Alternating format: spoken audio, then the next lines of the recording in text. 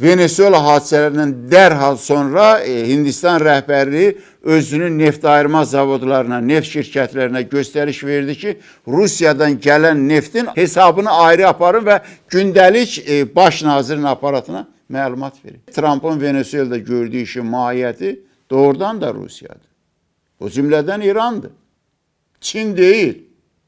Venezuela, Çinin maraqlarını Latin Amerikasına dartıb gətirən, cəmləşdirən, orada qoruyan ən böyük dövlət idi Venezuela. Hələ Çinə ucuz neft verməyə bir ayrı məsələ.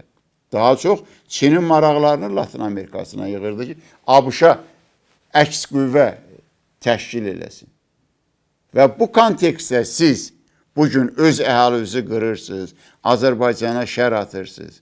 Azərbaycana sizin şər atmağınızın heç bir əhəmiyyəti yoxdur.